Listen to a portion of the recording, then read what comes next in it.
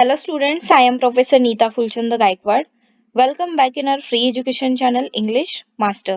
Dear student, जैसे कि आप सबको पता है हमने इंग्लिश का आपका जो क्वेश्चन बैंक है 2022 का उसका सीरीज हमने लॉन्च किया है.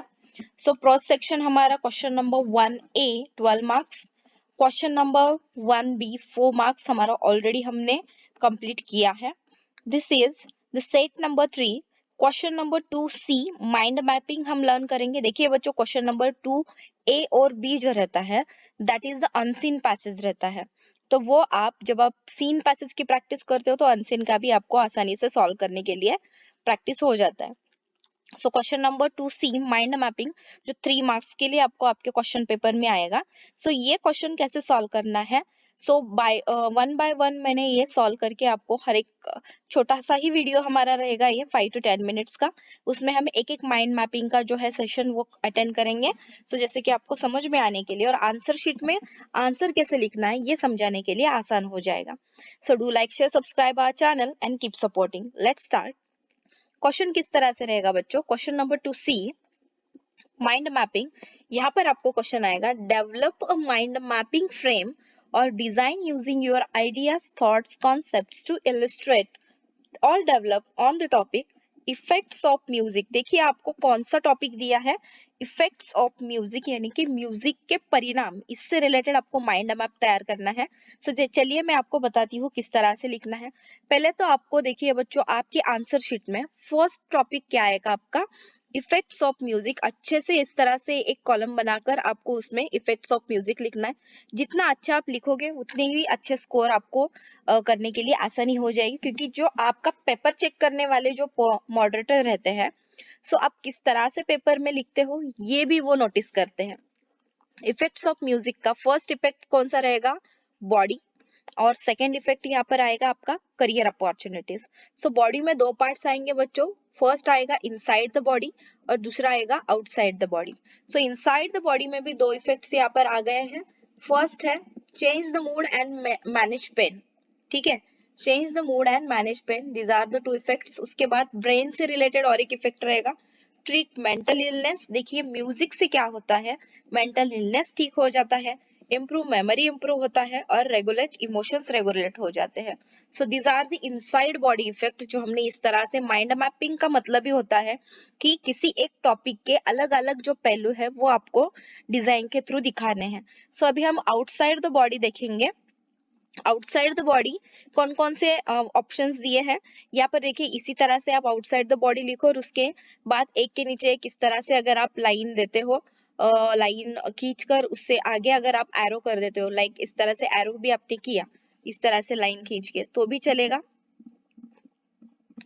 ठीक है, लाइक दिस. तो आउटसाइड द बॉडी, बॉडी के बाहर क्या इसका परिणाम होता है म्यूजिक का, बिहेवियर चेंज हो जाता है, चेंज बिहेवियर. उसके बाद बॉडी अवेयरनेस आ जाता है. थर्ड का जो है outside the body effects of music that is feeling of relaxation, relaxation की फीलिंग आ जाती है. लॉन्गर वर्कआउट्स के लिए, यानी कि जब आप वर्कआउट करते हो, जिम में होते हो या फिर आप ग्राउंड में होते हो, अगर आपने म्यूजिक सुन रहे हो, ठीक है, तो आपके अंदर एक लॉन्गर वर्कआउट क्या हो जाता है, वो एटीट्यूड डेवलप हो जाता है. इम्प्रूव स्लीप और नींद भी आपको अच्छे से आ जाती है. So these are the outside the body effect आपने यहाँ पर बताए हैं, और these are the inside the body effect. ठीक है, इनसाइड द बॉडी इफेक्ट में भी मैंने दोनों एरो किए हैं. फर्स्ट एरो दिखाएगा मैनेज पेन, दूसरा चेंज मोड, और सेकेंड एरो में आ जाएगा ब्रेन से related, treat mental illness, improve memory and regulate emotion. तो देखिए हमने बॉडी से related inside the body and outside the body यहाँ पर देख लिया. इसी तरह से आपको आंसर शीट में ड्रॉ करना है. अभी हम देखेंगे कि सेकेंड वाला जो यहाँ पर पार्ट है दैट इज करियर अपॉर्चुनिटीज क्या क्या है.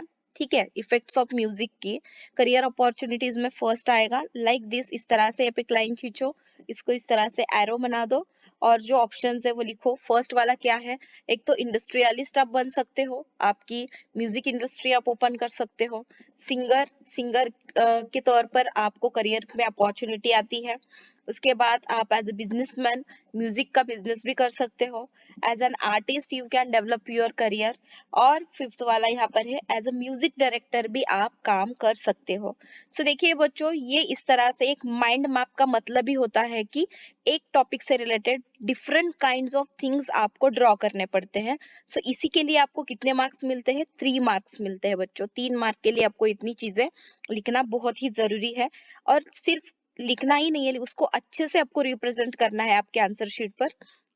तो जो पेपर चेकर है वो जब चेक करते हैं तो आपको अच्छे मार्क्स वहां पर मिलने के चांसेस ज्यादा होते हैं। आपको 2 आउट ऑफ 3, 2.5 आउट ऑफ 3 भी मिल सकते हैं, या फिर 3 आउट ऑफ 3 भी आप स्कोर कर सकते हो। आई होप कि ये जो माइंड मैपिंग का जो क्वेश्चन है आपके ध्यान में ठीक से आया। जैसे कि मैंने बोला कि ये माइंड मैप से रिलेटेड जो आपके सेशंस है, जो वीडियोस है, जो लेक्चर्स है, ये छोटे ही होंगे क्योंकि आपको हर एक माइंड मैप का सेशन में अच्छे से एक्सप्लेन करके बता रही हूँ। अगर एक ही सेशन में हमने 5-6 जो क्वेश्चंस है वो ले लिए तो आपके दिमाग के ऊपर से निकल जाएगा। एक एक अच्छे से लर्न करो, ज्यादा टाइम नहीं है, 5-6 मिनट तो आप देख सकते हो कोई भी सेशन या फिर लेक्चर। और इसकी प्रैक्टिस करो, बिकॉज प्रैक्टिस अगर नहीं करोगे तो आपको आंसर शीट में लिखने के लिए फिर आसानी नहीं होगी। So practice makes man perfect, as मैंने आपको पहले से ही बता रही हूँ।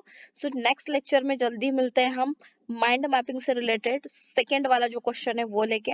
तब तक के लिए चैनल को लाइक कीजिए, शेयर कीजिए, सब्सक्राइब कीजिए, and don't forget to share with your friends. चलिए तो take care of yourself, family, friends. Thank you so much and bye bye.